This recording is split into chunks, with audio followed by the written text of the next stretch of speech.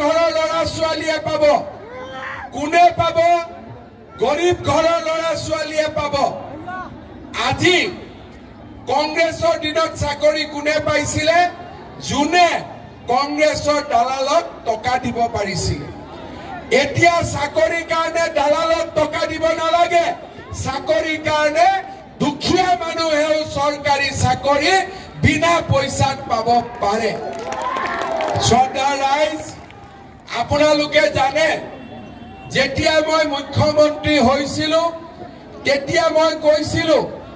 যে আমাৰ চৰকাৰ যদি আহে আমি অৰুণোদয় আঁচনি আৰম্ভ কৰিম অৰুণোদয়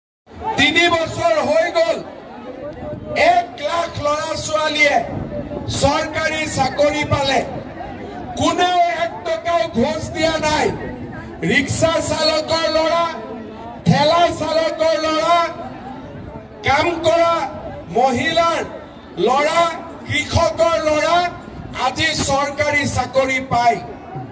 এতিয়া পুলিচত নতুনকৈ জুলাই মাহত ইন্টাৰভিউ হ'ব আৰু নতুনকৈ মই 50,000 চৰকাৰী চাকৰি দিম শ্ৰদ্ধা ৰাইজ 1 লাখ দিয়া হৈ গল 50,000 আৰু চাকৰি দিম মোৰ কথাখিনি আপোনালোকে ভাল কৰি শুনক তেতিয়া ইলেকশ্যনত ভোট দিওঁতে আপোনালোকে গম পাব যে কাক আমি ভোট দিব লাগে মোদী ডাঙৰীয়াই আমাক আয়ুষ্মান ভাৰতৰ কাৰ্ড দিলে 5 লাখ টকালৈকে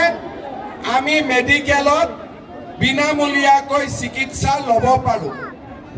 এতিয়া মই যেতিয়া চৰকাৰত নাছিলো ইলেকশ্যনত যেতিয়া কেম্পেইনিং আছিলে তেতিয়া মই ৰাইজক কৈছিলো যে ৰাইজ কংগ্ৰেছৰ দিনত চৰকাৰী চাকৰি পাবৰ কাৰণে দালালক টকা দিব লাগে অংগনবাদী চাকৰিৰ কাৰণেও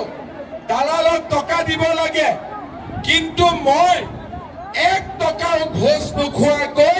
1 লাখ চৰকাৰী চাকৰি আমাৰ ল'ৰা ছোৱালীক দিম কোনেও নামেই শুনা নাছিল অৰুণোদয় মই তেতিয়া মানুহক বুজালো যে গৰীব মানুহৰ ঘৰত দুখীয়া মানুহৰ ঘৰত নগদ টকা নাথাকে বেমাৰত পৰিলে টকা নাপায়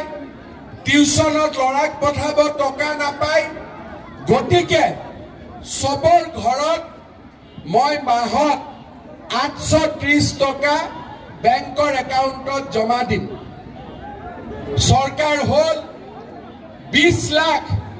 মহিলাৰ বেংকৰ একাউণ্টত প্ৰথমতে 830 টকা এতিয়া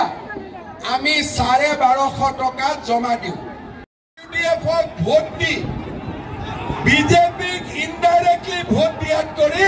ডাইৰেক্ট বিজেপিক ভোট দি দিয়ক এইটো বেছি লাভ আছে এতিয়া যদি প্ৰদ্যুৎ বৰদলৈক ভোট দিয়ে এই চকীটো নামাৰিবি কাৰোবাৰ গাত লাগি যাব এই হিৰো হিৰো সব এই নীলা গেঞ্জিওয়ালা ধেৰো শান্তি সব শান্তি হব আকৌ প্ৰদ্যুৎ বৰদলৈ মোৰ ঘৰতে আহি ওলাব আকৌ আমিনুল ইছলামক যদি ভোট দিওঁ 3 মাহ পিছত আকৌ আমাৰ ঘৰতে আহি ওলাব ঠিক আছে গতিকে ঘূৰি ঘূৰি বিজেপিত আহাত কৰি আমি ডাইৰেক্ট বিজেপিক ভোট দিব লাগে হয়নে নহয় শ্ৰদ্ধা ৰাইজ আপোনালোকে চিন্তা কৰক যেতিয়া প্ৰথমতে নৰেন্দ্ৰ মোদী আহিছিলে তেতিয়া সকলো মানুহকে নৰেন্দ্ৰ মোদীয়ে সমান চকুৰে চাইছিলে 5টা ফেজৰ ইলেকশ্যন 5টা বজালৈকে চলি আছে 5টাৰ আগলৈকে ইলেকশ্যনৰ ৰিজাল্টৰ ওপৰত কোৱাটো উচিত নহয় 5টা বজাৰ পিছত মই কম সংখ্যালঘু আছে সংখ্যাগুৰু আছে ভোট দিয়ক গাঁৱৰ উন্নতি কৰক ডেভেলপমেণ্ট কৰক অসমখনক আগুৱাই লৈ যাওক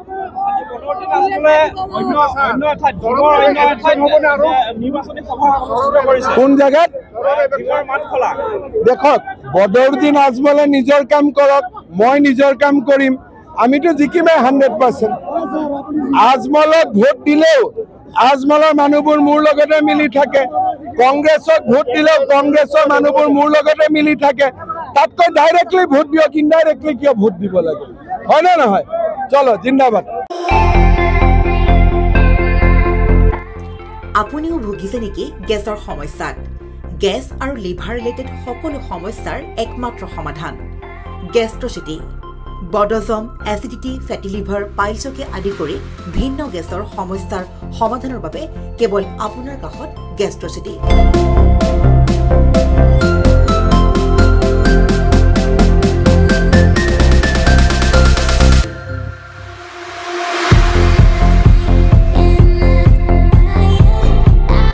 ভিজিট কৰক গেষ্ট্ৰচিটি গুৱাহাটী হাতীগাঁও চাৰিআলি যোগাযোগ নম্বৰ 7577999909